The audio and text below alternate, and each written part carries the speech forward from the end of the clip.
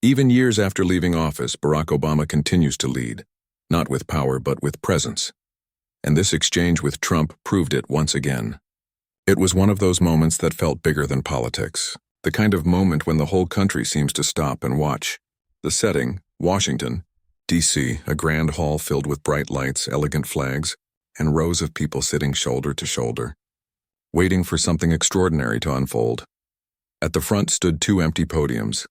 Between them, a long table lined with microphones and water glasses. The press area was packed, reporters whispering, cameras adjusting, flashes flickering like stars. Every eye was fixed on those podiums, waiting for two men who had shaped America in completely different ways. Today's event was described as a national leadership forum, but everyone knew what it really was in a rare face-to-face appearance between current President Donald Trump and former President Barack Obama. It wasn't just another discussion. It was history, and the tension in the room made that clear. Trump arrived first. The crowd stirred as his Secret Service team swept the area. Then he entered with that familiar confidence, chin high, shoulders back, waving briefly before taking his seat. Dressed in his dark suit and red tie, he looked determined, even defiant. Behind him, cameras clicked non-stop. You could hear the murmurs ripple through the audience. "He looks fired up," someone whispered. Another replied, "You can tell he's ready for a fight." Minutes later, the doors opened again. This time, the energy changed completely. Barack Obama walked in, calm and measured, wearing his classic black suit and a subtle smile. He greeted the moderator with a handshake, waved politely to the crowd, and sat across from Trump. It was the first time the two had shared a stage since Trump returned to the White House. That fact alone made the air heavier. People weren't just expecting words, and they were expecting sparks. The host stepped forward, trying to keep the mood professional. "Ladies and gentlemen," he began, "please welcome two men who have both led our great nation, President Donald Trump and former President Barack Obama." Applause filled the room, but it wasn't the relaxed kind. It was cautious, controlled. Like everyone was clapping just to hide how nervous they felt about what might happen next. As the clapping faded, Trump turned slightly toward Obama, giving him a look that wasn't exactly friendly, more like a challenge. Obama smiled faintly in return, almost as if to say, "I'm not here to play your game." The host continued, "Tonight's discussion is about leadership, unity, and the challenges facing America. Each of our guests will share their thoughts." Then, turning toward Trump, he added, "Mr. President, you may begin." All eyes went to Trump. He adjusted his tie, leaned toward the microphone, and for a split second, the room went completely silent. Trump started slowly. "Thank you," he said. "Thank you very much." His tone was calm at first, but everyone knew that calm never lasted long. He paused, looked toward Obama, then faced the crowd. "You know," he said, "it's great to be here. But I'll be honest, I've got a few things to get off my chest." People in the front row exchanged glances. They could already tell this wasn't going to be a polite exchange. Trump continued, "When we talk about leadership, we have to talk about results. And let's be clear, for 8 long years, America didn't have results. It had speeches. Beautiful speeches, maybe, but speeches don't build jobs. Speeches don't fix inflation, and speeches don't make America strong again." There was a low murmur across the hall. Obama remained still, hands folded on the table, not reacting. Trump glanced toward him again and said, "Barack Obama was the most ignorant president in our history. He left behind a broken system, a total disaster, and now we're cleaning it up." The words hit like a punch.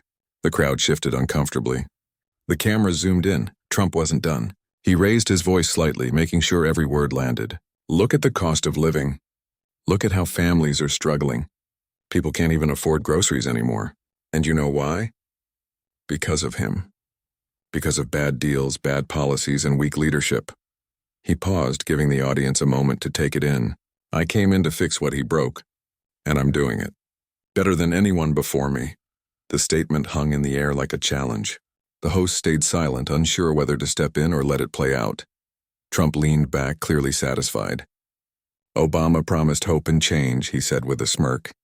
"Well, we got change, all right, just not the kind anyone wanted." The crowd was divided. Some clapped nervously. Others stayed completely still. Through it all, Obama didn't flinch. He didn't roll his eyes. He didn't respond. He simply sat there quiet, composed, watching Trump carefully, like a chess player studying his opponent's first move. For a brief moment, Trump looked toward him again, waiting for some kind of reaction. But there was none. Just that steady, unreadable expression on Obama's face. The silence that followed was powerful. It said everything words couldn't. That's when the host turned to Obama and said, "Mr. President, your response?" And in that instant, as the room leaned forward waiting for him to speak, everyone could feel it. The calm before the storm. Because deep down, they all knew. Obama was about to answer, and when he did, he wouldn't need to shout. He would only need a few words to turn the room upside down. Trump leaned slightly toward the microphone, his eyes scanning the crowd before settling on Obama. For a moment, he looked almost calm. Almost. But then his voice sharpened, slicing through the air like a blade. "Let's stop pretending," he said. "Barack Obama was the most ignorant president this country has ever seen." The crowd stirred immediately. A few gasps echoed through the hall. Some people whispered to one another, unsure if they'd really just heard him say that. Obama sat perfectly still, not blinking, not moving, just listening. Trump smirked at the reaction and continued, feeding off the tension. 8 years of disaster. 8 years of failure. 8 years of broken promises. He leaned closer to the microphone. "You talk about leadership, but what did we get under Obama?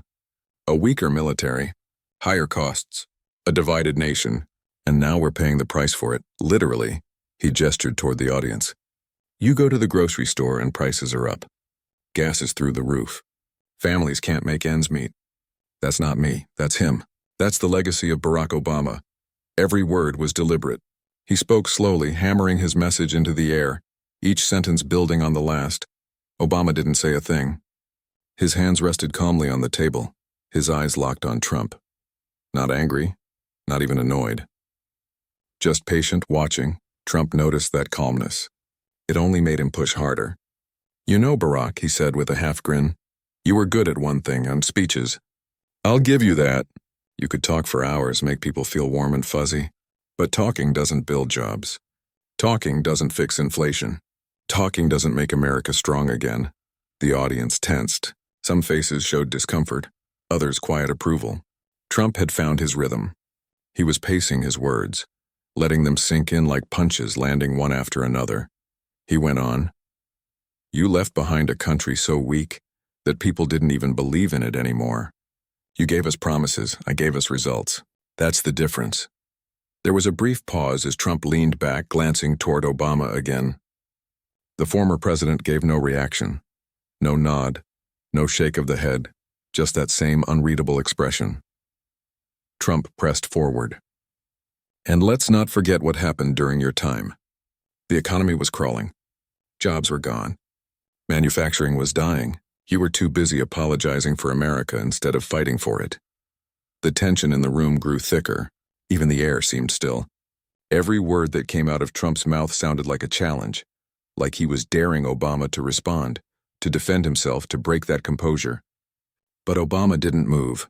Trump's tone shifted slightly, less formal, more personal. "You talk about unity," he said, "but it was under your watch that this country started tearing itself apart. You divided us by race, by class, by politics. You called it progress. I call it chaos." A few people in the crowd murmured quietly. Trump paused, hearing them, then added, "People didn't need hope, they needed results. And now that they have me, they finally have results." The words echoed like thunder, but somewhere beneath the confidence in his voice there was a hint of nervous energy, as if even Trump knew this was a risky path. Still, he couldn't stop. He leaned closer again, his voice lowering but carrying the same bite. "Barack, you said you wanted to change America. Well, congratulations, you did. You made it weaker, poorer, and more divided than it's ever been, and I came in to fix it." The audience was frozen between curiosity and discomfort. Obama's silence was starting to feel louder than Trump's speech. Every second he stayed quiet made people wonder what he was thinking, what he was planning to say when it was finally his turn. Trump turned to the audience, trying to rally them to his side. People forget that when I took office, the country was a mess. Factories closed. People out of work. Foreign countries laughing at us. All because of failed leadership. Then he turned back to Obama. You gave us 8 years of promises. I gave us 4 years of action. And now with me back in the White House, we're doing it again, fixing the mess you left behind. He said it with a smirk that made the front rows shift uncomfortably. It wasn't just a policy debate anymore, it was personal. Trump paused, letting the silence stretch for a few long seconds. Then softly but firmly he said, I ran for office because people were tired of your speeches, tired of excuses, tired of hearing about hope that never came. They wanted a fighter, and that's what they got. A few supporters clapped quietly. The rest of the room stayed completely silent, waiting. Trump's eyes darted to Obama again, searching for any sign of emotion. But Obama didn't give him one. That stillness was beginning to unnerve even Trump. The calm on Obama's face almost looked like confidence, like a quiet message saying, I've heard this all before. Trump cleared his throat, breaking the silence. I'm not here to play nice, he said bluntly. I'm here to tell the truth. Barack Obama didn't lift America up, he dragged it down. And I, Donald J. Trump, had to clean up the mess. He took a deep breath, leaning back, satisfied with his words. You're welcome, he said under his breath with a smirk. The host, unsure whether to speak, glanced nervously at Obama. The audience looked back and forth between them, and in that heavy silence something shifted. It was subtle, a flicker in Obama's eyes, a tiny change in his posture. Trump had said his piece. The crowd knew it. The host knew it. And Obama knew it too. The attack was over. But something in that stillness promised that the real storm was about to begin, because when Obama finally spoke, no one in that room would forget it. The room was still. The echo of Trump's final words seemed to hang in the air like smoke that wouldn't clear. For a few long seconds, no one moved. Cameras pointed toward the stage, capturing every breath, every flicker of expression. And then, finally, Barack Obama looked up. His expression didn't change much, but something about his eyes caught everyone's attention. Calm, steady, sharp. He didn't rush to speak. He waited, almost as if silence itself was his first answer. Then with a quiet confidence he said, You know, I've learned something over the years. When people get that loud, it usually means they're trying to cover up something quiet. The truth. The audience shifted, leaning forward. Obama wasn't shouting. He didn't need to. His words carried in a way that made the whole room listen. He continued, President Trump has said a lot tonight.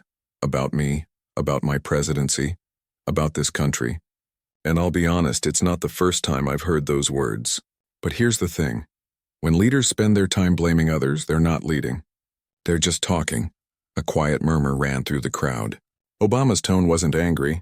It was steady, measured, and cutting in its simplicity. He looked around the room, then back at Trump. You see, we can talk all day about who caused what. Inflation, prices, divisions, those things don't come from one person. They come from how we choose to handle challenges. When something goes wrong, do we point fingers, or do we roll up our sleeves and fix it? He paused, letting the question hang there. Because if the answer is always it's somebody else's fault, he said softly, then nothing ever gets better. Trump shifted slightly in his seat, crossing his arms. The cameras zoomed in on his face, but Obama didn't glance his way. He kept his focus on the audience.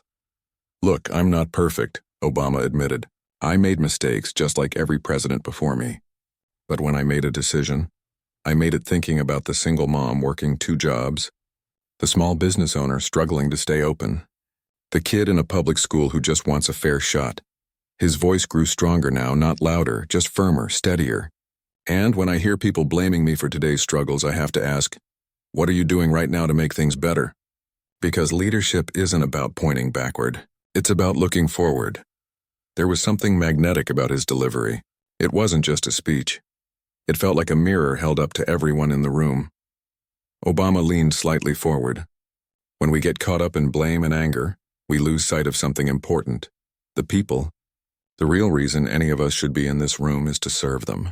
Not our egos, not our pride. The people. The audience was completely silent now.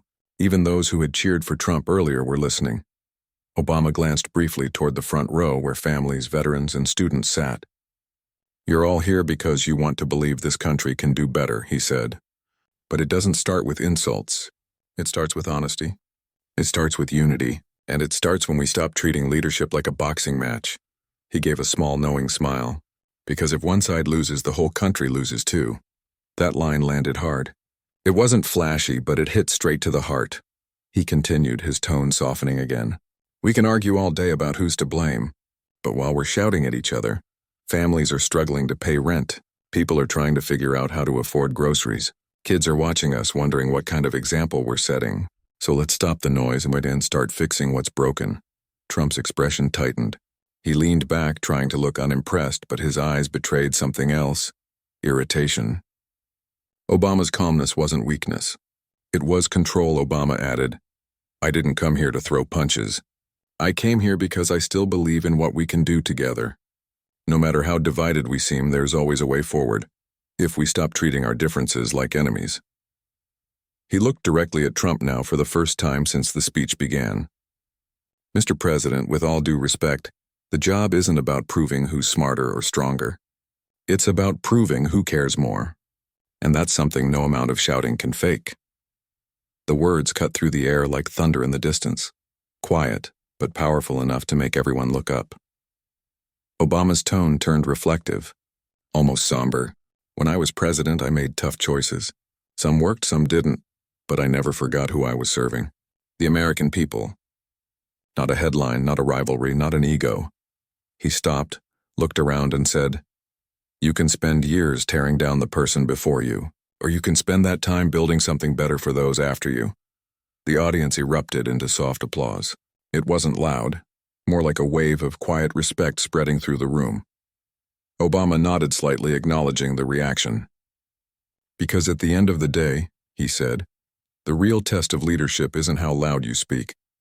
It's how much you listen.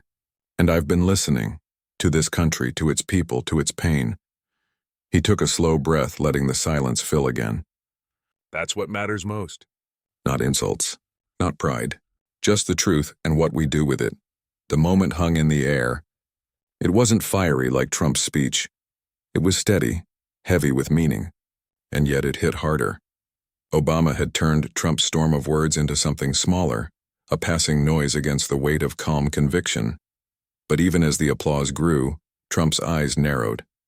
His jaw tightened, because he wasn't finished, and what came next would change the tone of the entire room. The applause for Obama hadn't even faded when Trump leaned toward the microphone again. His expression had changed. No more smiles, no more measured tone. There was irritation now, even a flicker of anger in his eyes. He didn't wait for the room to settle. You're a smooth talker, Barack, Trump said sharply, cutting through the noise. You always have been.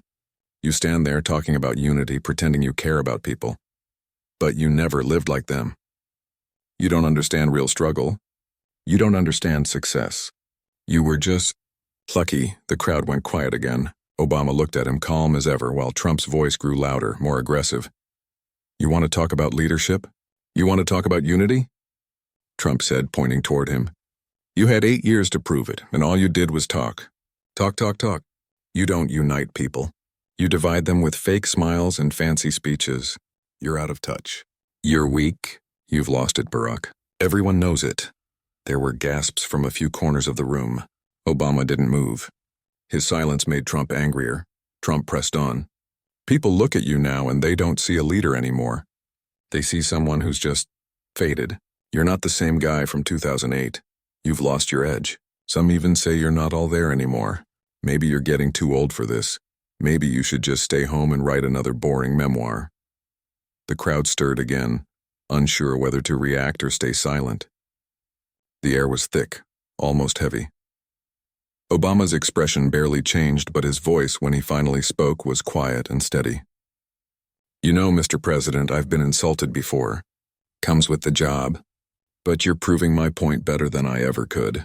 Trump raised an eyebrow. Oh yeah, and what point is that? Obama smiled faintly. That when someone doesn't have real answers, they turn to insults. They turn to noise. They try to make the conversation about personalities instead of the problems that matter. A ripple of reaction ran through the room, but Trump wasn't done. He leaned forward, gripping the microphone. You want to talk about problems? Let's talk about yours. Let's talk about your record. Let's talk about how people suffered because of you, and how you still stand there acting like a saint. You failed this country and deep down you know it. Obama's smile faded. He paused, then said quietly, "Careful, Donald." Trump frowned. "What's that supposed to mean?" Obama's tone dropped lower, his words slower and sharper. "You like to talk about people's failures, but maybe it's time we talk about something else. Something you don't want people to remember." The audience straightened in their seats. The room's energy shifted again. Trump's expression turned defensive. "Oh, really? What are you getting at, Barack?" Obama tilted his head slightly. "Let's not pretend, Donald. We've all seen how you behave in front of cameras, how you treat people, especially the ones closest to you. You talk about respect, about leadership, about being strong. But your own actions tell another story." Trump's face hardened. "You're walking a dangerous line," he warned. Obama didn't stop. "Do you remember what you said in that interview back in 2006? The one where you were asked about your daughter Ivanka?" The crowd's quiet became absolute. Obama continued, his tone steady. "You said, and I quote, 'If Ivanka weren't my daughter, perhaps I'd be dating her.'" A few people gasped audibly. Trump's face turned red. "That's ridiculous." "That was a joke." Obama's voice didn't rise. "A joke that told people more about who you are than you realize. And now you stand here lecturing about family values? About decency? You've built your brand on outrage, Donald. On shock. But maybe people should remember what kind of person hides behind that outrage." Trump's breathing grew heavier. He leaned toward Obama. "You think you can talk to me like that? You think you're clever? You're nothing but a hypocrite." Obama met his gaze. "Maybe. But at least I don't make my daughter the punchline of my own ego." The crowd erupted into whispers. Some covered their mouths in disbelief. The tension was unbearable. Every camera lens zoomed in, waiting for Trump's next move. Trump slammed his hand on the table. "You're crossing the line, Obama. You've got nothing, no achievements, no truth, nothing." Obama spoke softly, but the calm in his tone carried weight. "You see, that's the difference between us. You lose control when you're challenged. You think shouting makes you strong. But real strength doesn't need volume. It needs truth." Trump looked like he wanted to respond, but his words caught in his throat. The audience was watching him now, not with excitement but discomfort. Obama leaned back slightly and said, "You can attack me all you want, Donald.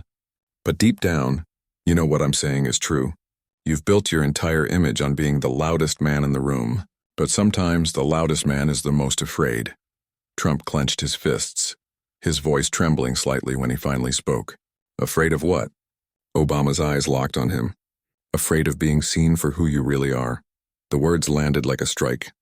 No shouting, no drama, just quiet precision. For a long moment, Trump didn't respond. The entire hall was frozen in silence. Then, almost as if trying to reclaim control, Trump forced a smirk. "You talk a lot, Barack. Maybe you should run again. Let's see how that goes for you." Obama smiled, not out of humor but confidence. "Maybe the country doesn't need me to run again, Donald. Maybe it just needs leaders who remember that power isn't a game." The audience held their breath. The two men stared at each other, one fuming, the other composed. It was no longer about politics. It was personal, raw, and real, and though no one could predict it yet, the exchange had reached a boiling point. The next few minutes would turn what started as a political debate into one of the most unforgettable confrontations in modern memory. The silence after Obama's last words was the kind that made people hold their breath. Cameras clicked softly, journalists leaned forward, and the tension in the air felt almost electric. Trump sat there, still as stone, but his jaw was tight and his eyes burned with frustration. Then slowly he reached for the microphone. The crowd knew what was coming. He exhaled, forced a quick laugh, and said, "You know what? That's typical Obama. Smooth talk, fake wisdom, and zero accountability." He leaned forward, his tone sharpening. "You stand there acting like you're above everything, pretending to be some kind of saint. But let me tell you something. I've been in the real world. I've built businesses, I've created jobs, I've dealt with real problems, not speeches." Obama stayed quiet, hands folded, his expression unreadable. Trump continued, "You want to talk about my life? About my family? Don't even go there. You've got no right. You don't know what it means to fight for something. You don't know what it means to win. You're a politician. I'm a doer. That's the difference. His voice grew louder with every word. And that's why I'm here, because America needed someone who actually gets things done. Not another talker. Not another pretender. There were murmurs in the crowd. Some nodded. Others looked uneasy. Trump wasn't done. He pointed at Obama. You think you can lecture me about family? About respect? You, the guy who divided this country more than anyone before you? You want to talk about decency, Barack? Don't make me laugh. Obama tilted his head slightly, still calm. Decency isn't a show, Donald. It's who you are when no one's watching. Trump smirked, but the unease was visible in his eyes. Oh, really? And who were you when you spied on my campaign? When your people tried to take me down? You think I forgot? You think America forgot? You played dirty too, Barack. You just smile while you do it. The words hit like sparks. The audience gasped quietly. Obama's expression didn't change, but his eyes narrowed just a little. Not in anger, but in recognition. Donald, he said softly, you can keep trying to rewrite history, but the truth doesn't go away just because you yell louder. Trump leaned closer to the mic, his voice dropping to a lower, almost growling tone. Oh, I'm not rewriting anything. I'm exposing it. The truth is, people are finally seeing who you really are, and it's not the hero you think you are. For a moment, the two men locked eyes, one calm, one seething. Then Obama said something that shifted everything. You talk about truth, fine. Then tell the truth about yourself, Donald. Tell the truth about your family. Tell the truth about the people who work with you. Tell them if the life you show on stage is even real. Trump's face went rigid. What's that supposed to mean? Obama's voice was quiet, deliberate. People see pictures, smiles, perfect moments. But maybe the reality isn't so perfect. Maybe the marriage you keep putting on camera isn't what it looks like. Maybe it's more. For show, the crowd froze. Trump blinked, caught completely off guard. Excuse me? Obama didn't blink. You heard me. You've built your brand on appearances. But people deserve to know what's real and what's just another performance. The silence was heavy. Trump's hand tightened on the microphone. You're pathetic, he spat. You really are. You think dragging my family into this makes you clever? You're desperate, Barack. Obama shook his head. No, I'm just asking what many have already been thinking. If everything you project is so real, why does it always feel like a show? Trump's composure cracked. His face flushed red. You're crossing every line, Obama, every single one. Obama's tone stayed level. You drew the lines when you made this personal. I'm just showing you where they lead. Trump slammed his hand against the desk. That's it. I'm done with this. I'm not sitting here listening to another word from you. The moderator tried to step in, but Trump stood up abruptly. His chair scraped against the floor, echoing through the hall. Enough, he shouted. This whole thing is a joke. You're all idiots if you think this man has anything worth listening to. He pointed at Obama. You're a fraud, and I'm not wasting another second here. And with that, he turned, grabbed his papers, and stormed off the stage. Cameras flashed wildly as Secret Service agents scrambled to follow. The audience erupted into stunned whispers. Some stood unsure whether to clap or stay silent. The tension was overwhelming, but Obama didn't move. He waited until the noise settled, then leaned toward the microphone and said quietly, That's what happens when anger becomes stronger than truth. You walk away from the hard conversations. The room fell silent again. Every word seemed to hang in the air, sinking in slowly. Obama looked out across the audience. The problems we face as a nation don't go away because someone leaves the room. They stay, waiting for real leadership to face them, and that's what we should all be focused on. He paused, then added, Because at the end of the day, this isn't about me, or him, it's about all of you, the people who deserve better. A soft wave of applause began. It wasn't loud at first, but it grew, spreading through the hall like a tide. Obama nodded slightly, then stepped back, his calm expression unchanged. The cameras captured it all. The empty chair where Trump had sat, the audience on their feet, and Obama's quiet composure in the middle of the chaos. That image would stay in people's minds for days, maybe even years, because sometimes the loudest moment in a battle isn't the shouting. It's the silence that follows when one man walks away, and the other still stands steady and unshaken.